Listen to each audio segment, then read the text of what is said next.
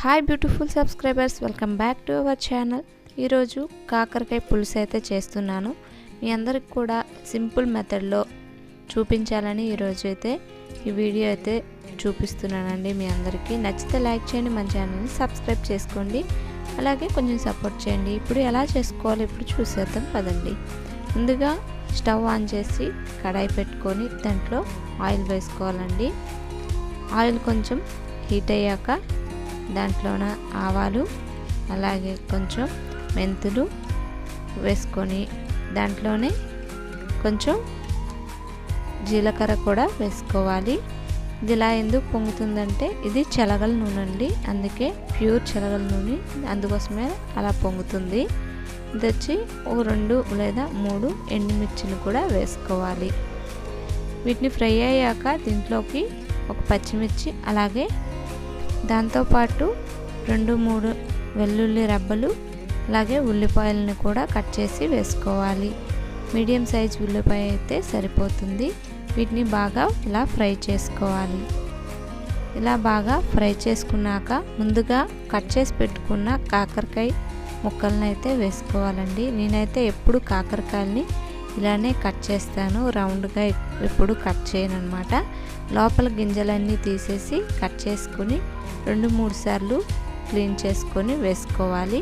మీరు కాకరకాయ ఎక్కువ చేదుగా అనిపించిందంటే చాలామంది ఉడకపెట్టి వేసుకుంటారండి. దానికంటే అందులో వాటర్ మొత్తం దాంట్లోనే ఉండిపోతుంది. అందుకనే ఇలా 2-3 సార్లు బాగా క్లీన్ చేసి 1 గంట పాటు ఉంచేస్తే మంచిగా కాకరకాయ అంత చేదు రాకుండా ఉంటుంది. ఇలా బాగా ఫ్రై చేసుకున్నాక కాకరకాయలను కూడా బాగా ఫ్రై చేసుకోవాలండి. ఇలా బాగా ఫ్రై చేసుకున్న తర్వాత కొంచెం పసుపు అలాగే కారం కూడా వేసుకోవాలి. మీకు తగినంత కారం వేసుకొని అలాగే ఉప్పు కూడా దీంట్లో వేసుకొని కలుపుకోవాలి. వీటన్నిటిని బాగా మగ్గనివ్వాలి. వీటన్నిటిని బాగా మగ్గితేనే పులుసు అనేది చాలా రుచిగా ఉంటుంది, చాలా టేస్టీగా వస్తుందండి. ఇవన్నీ పాతకాలం పద్ధతిలో ఎప్పుడు మా ఇంట్లో చేసుకునేలాగైతే చేస్తున్నాను అనమాట. చాలా టేస్టీగా క్విక్గా అయిపోతుందండి. తప్పకుండా మీరు కూడా ట్రై చేయండి. నచ్చితే లైక్ చేయడం అయితే మర్చిపోకండి. మన ఛానల్ని కూడా సబ్స్క్రైబ్ చేసి కొంచెం సపోర్ట్ చేయండి.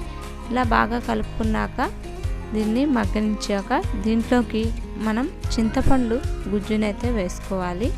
చింతపండు గుజ్జు అనేది మీకు పులుపు తగ్గట్టు అంటే ముక్కలకు తగ్గట్టు వేసుకోవాలి. నేనైతే చిన్న నిమ్మకాయ సైజ్ అంతా గుజ్జునైతే తీసుకున్నాను, దీంట్లో తీసుకొని వేసుకున్నాను అనమాట. దీంట్లోకి మీకు తగినంత వాటర్ వేసుకోవాలి. నేనైతే వాటర్ ఇవ్వండి వేసుకున్నాను. వాటర్ వేసుకున్నాక దీన్ని కొంచెం ఇలా మరగనివ్వాలి. ఇలా మరిగితేనే చింతపండులో ఉన్న స్మెల్ ఎలాంటిది ఏమున్నా పచ్చివాసన అనేది పోతుంది. దీంట్లో బెల్లం వేసుకోవాలండి. ఫైనల్గా బెల్లాన్ని వేసుకునేటప్పుడు మీరు పులుపు చూసుకొని వేసుకోండి. మీకు తీపి ఎక్కువ కావాలనుకున్న వాళ్ళు బెల్లం ఎక్కువ వేసుకోవచ్చు. బెల్లం వేసుకున్నాక ఇలా కలుపుకొని మూత పెట్టుకోవాలి. బెల్లం, పులుపు, కారం, ఉప్పు కరెక్ట్గా ఉందా లేదా అనేది చెక్ చేసుకోండి.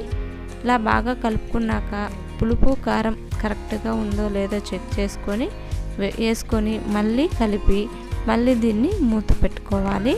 ఇంకొక 5 నిమిషాలు ఉడకబెట్టుకుంటే రెడీ అయిపోతుందండి. ఇదిగోండి రెడీ అయిపోయింది. దీనికంటే ఇంకా దగ్గరకు చేస్తే చల్లారాక ఇంకా దగ్గరకు అయిపోతుందండి. చివరిలో గరం మసాలా వేసుకొని కలుపుకొని దించేసుకోవడమే. మన కాకరకాయ పులుసు అయితే రెడీ అయిపోయిందండి. ఇలా కొంచెం వాటర్ లాగా ఉండేటప్పుడే మనం స్టవ్ అయితే ఆఫ్ చేసుకోవాలి. చల్లగా అయ్యాక ఇంకా కొంచెం దగ్గర పడుతుంది. వీడియో నచ్చితే లైక్ చేయండి, మన ఛానల్ సబ్స్క్రైబ్ చేసుకోండి. Thank you.